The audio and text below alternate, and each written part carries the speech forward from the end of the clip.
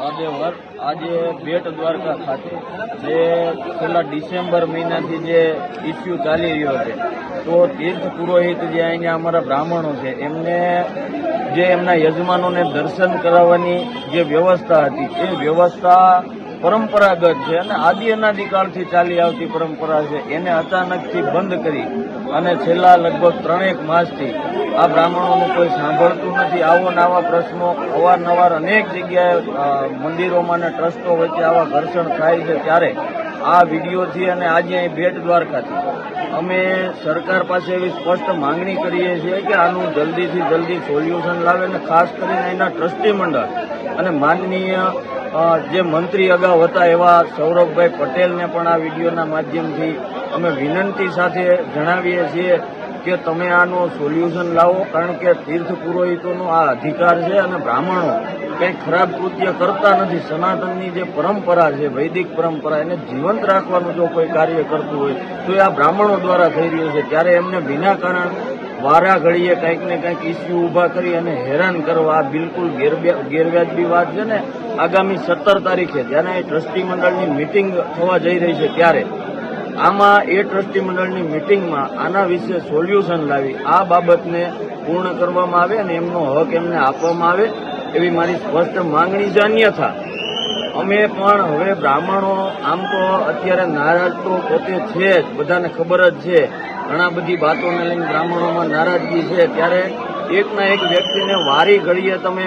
હેરાન કરી અને એને વધુ ઉગ્ર સ્વરૂપ ન આપે એવી સરકારને પણ વિનંતી છે. હમણાં જ ચૂંટણીઓ પણ આવી રહી છે, એટલે ખાસ કરીને આવા ઇસ્યુ ઊભા ન થાય અને અમારે બોલી અને અમે સરકાર વિરોધી છીએ એવી સરકારને એવું ન લાગે, એટલે આવી વાતોનું સોલ્યુશન સરકારે તુરંત લાવવું જોઈએ. અને ખાસ કરીને સમીર પટેલ કે જે એના ટ્રસ્ટી મંડળમાં અત્યારે એમનું ચાલે છે, મેં જાણવા પ્રમાણે એમને પણ મારે જણાવવાનું, સરકારને પણ જણાવવાનું કે આવા જે હિસ્ટ્રી સીટર માનસિકતાવાળા જેને લઠ્ઠાકાંડ કર્યો હોય, અહીંથી ભગવાનના દાગીના ઉપાડી અને ક્યાં છે એ અત્યારે કોઈ પાસે એનું પણ એડ્રેસ ન હોય, તો આ બધું ખોલી અને જે જૂના ઇતિહાસ છે એ અમારે ખોલવા ન પડે. એટલે પણ હું આ ધમકી નથી આપતો, પણ ચેતવણી આપું છું કે અમે જ્યાં બ્રાહ્મણોને અન્યાય થાય ત્યાં અમે હંમેશની માટે લડાયક મોડમાં હોઈએ છીએ ને અમારું જે ઉગ્ર સ્વરૂપ છે એ જોવું ન પડે, એટલે આનો તરત નિર્ણય લાવે. અન્યથા 17 તારીખ સુધીમાં આનું સોલ્યુશન નહીં આવે તો આગામી ટૂંક સમયમાં અમે તારીખ જાહેર કરી અને અહીં ગાંધી ચિંધ્યા માર્ગે અમે આંદોલનની શરૂઆત કરશું અને પછી જે કાંઈ પરિણામ આવે એ અમે લડવા માટે પણ તૈયાર છીએ. પણ મને આશા અને અપેક્ષા છે કે અત્યારે આપણા રાજ્યના યુવા મુખ્યમંત્રી અને જેમના ઉપર બહુ મોટી આશા છે, મને પણ એમના વ્યક્તિગત 2-4 એવા અનુભવ છે, એવા માનનીય આપણા જે હર્ષભાઈ સંઘવી છે એમને પણ હું રિક્વેસ્ટ કરું છું કે તમે આ બ્રાહ્મણો પ્રત્યે થોડીક ઊણી લાગણી રાખી અને બ્રાહ્મણોને અન્યાય થાય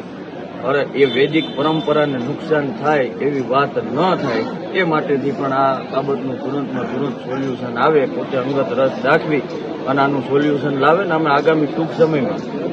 1-2 આવા બનાવોને લઈ અને માનનીય મુખ્યમંત્રીને આગામી વીકમાં અમે મળવા જવાના છીએ અને અમે રૂબરૂ પણ રજૂઆત કરવાના છીએ. અને મને પૂર્ણ વિશ્વાસ છે કે સરકાર આ બાબતે યોગ્ય કાર્યવાહી કરશે.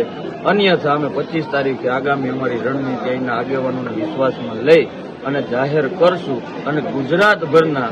બ્રાહ્મણ યુવાનો અહીં આવી અને એક આંદોલનનું રણસિંહ ફૂંકશે. હરે હરે